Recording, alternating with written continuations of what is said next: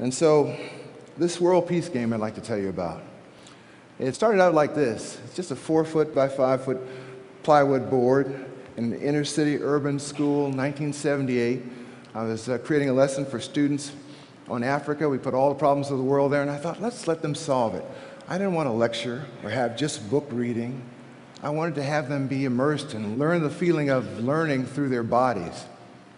So I thought, well, I'd like to play games.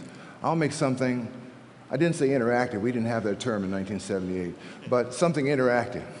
And so we made the game, and it has since evolved to a 4-foot by 4-foot by 4-foot plexiglass structure, and it has 4 plexiglass layers.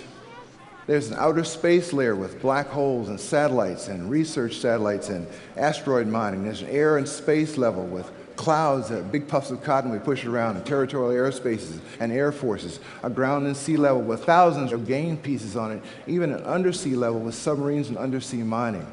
There are 4 countries around the board. The kids make up the names of their countries. Some are rich, some are poor. They have different assets, commercial and military. Each country has a cabinet. There's a prime minister, secretary of state, minister of defense, and a CFO or comptroller. I choose a prime minister based on my relationship with them. I offer them the job, they can turn it down, and then they choose their own cabinet. There's a World Bank, arms dealers, and a United Nations. There's also a weather goddess who controls a random stock market and random weather. That's not all. And then there's a 13-page crisis document with 50 interlocking problems, so that if one thing changes, everything else changes. I throw them into this complex matrix, and they trust me because we have a deep, rich relationship together.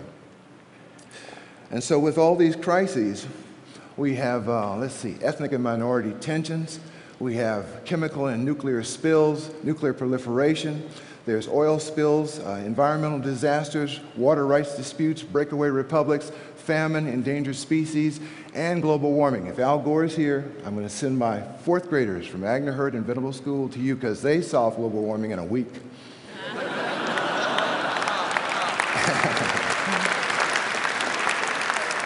And they've done it several times, too. So I also have in the game a saboteur. Some child, it's basically a troublemaker. And I have my troublemaker put to use because they, on the surface, are trying to save the world in their position in the game, but they're also trying to undermine everything in the game. They do it secretly through misinformation, ambiguities, and irrelevancies, trying to cause everyone to think more deeply. The saboteur is there, and we also read from Sun Tzu's The Art of War. 4th graders understand it, 9 years old, and they handle that and use that to understand how to not follow, at first they do, the path to power and destruction, the path to war. They learn to overlook short-sighted reactions and impulsive thinking, to think in a long-term, more consequential way. Stuart Brand is here, and one of the ideas for this game came from him with the Co-Evolution Quarterly article on a peace force. And in the game, sometimes students actually form a peace force.